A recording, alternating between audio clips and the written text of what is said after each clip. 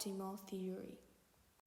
In layman's terms, the meaning of suboptimal theory is assuming that 10 assumptions are required to reach the Pareto optimal state.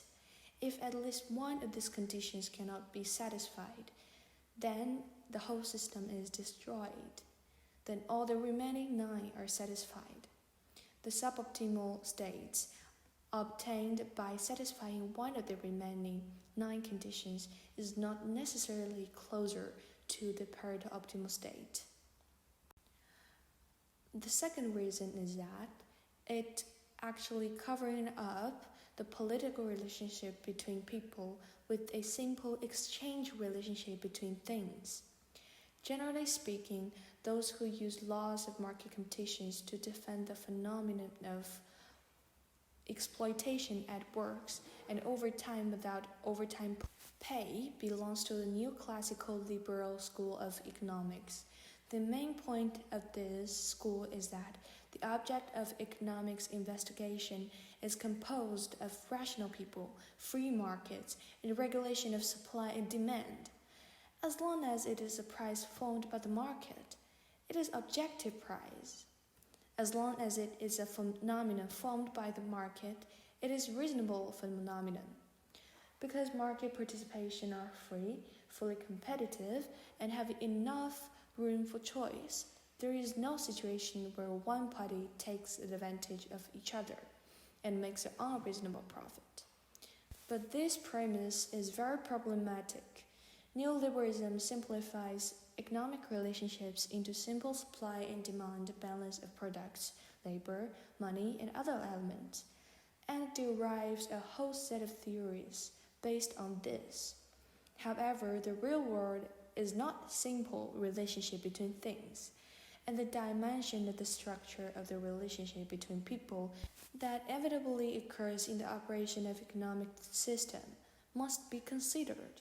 Politics in political economy refers to examine the level of relationship between people. Because the so-called equivalent exchange masks the actual inequality between people, many of the premises of Western economics are wrong.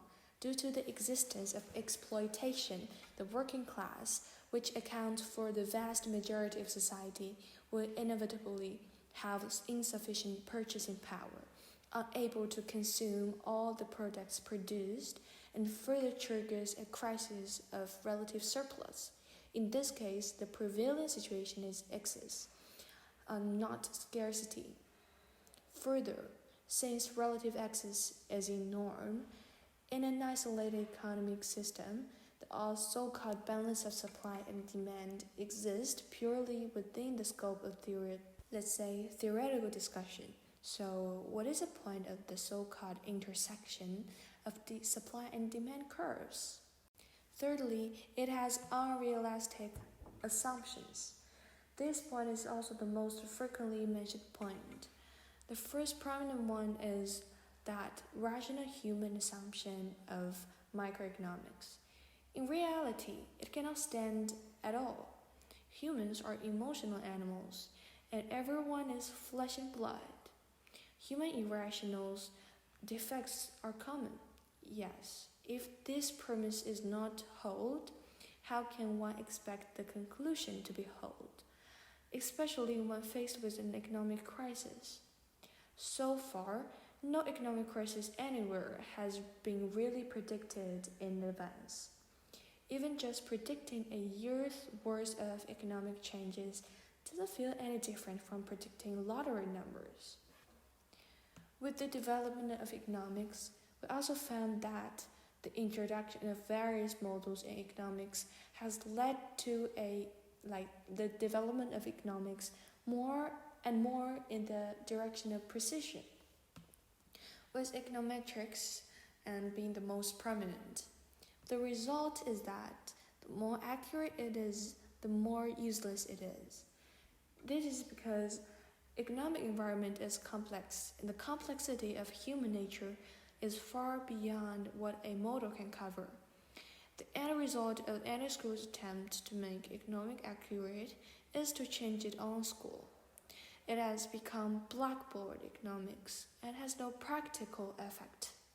Last but not least, the limitation is that it cannot escape the premise of private property. This is determined by the Western system, and the protection of private property is nothing in itself, but Western laws do not actually make clear provisions for common property.